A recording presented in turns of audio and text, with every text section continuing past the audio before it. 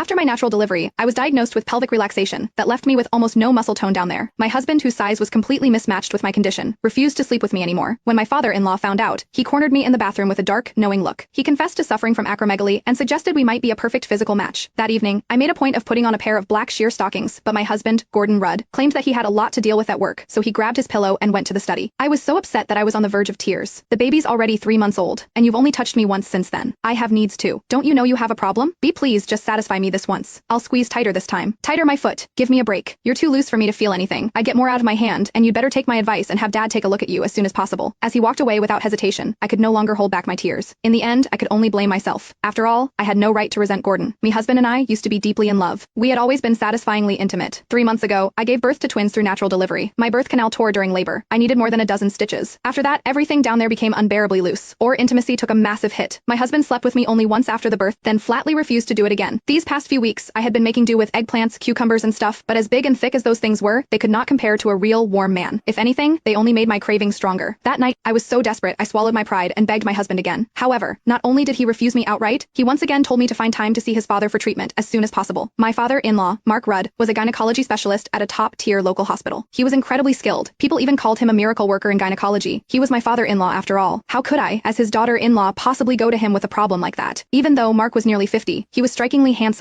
He always wore a pair of gold-rimmed glasses that made him look refined and scholarly. He kept himself in excellent shape too. His body was firm and muscular, radiating a kind of mature masculine charm. Ever since Gordon stopped touching me, I had fantasized about Mark more than once. If he were really the one examining me for that condition, I would probably lose control and humiliate myself beyond belief. If that had happened, I would be too ashamed to even show my face in this house. While I was lost in my tangled thoughts, the sounds of intimacy drifted faintly through my in-laws' room next door. The noises were unmistakably heated. It was obvious that Mark had Janet pinned beneath him. He was thrusting hard, as Janet's breathless gasps and soft moans continued through the wall. I actually found myself feeling envious and jealous. If only I were the one underneath Mark. The thought sent what was left of my smoldering desire roaring back to life and burning hotter than ever. I could not help squeezing my thighs together and rubbing them against each other for friction. Just then, raised voices suddenly came from the room next door. Janet was loudly protesting. Mark's voice followed. He was coaxing her. I was stunned. Apparently, Mark was so vigorous that Janet could not handle it anymore. She refused to continue, no matter how much he lowered his voice and begged her. You're enormous, and you go on for over an hour every time. If you really want it that badly, go find a prostitute. God, over an hour. That must feel incredible. Some people were dying of thirst while others drowned. Mark's size and stamina were astonishing, yet Janet treated it like a burden. Meanwhile, I was empty and aching with need, yet Gordon would rather take care of himself than touch me even once. The world really was not fair. With a sigh,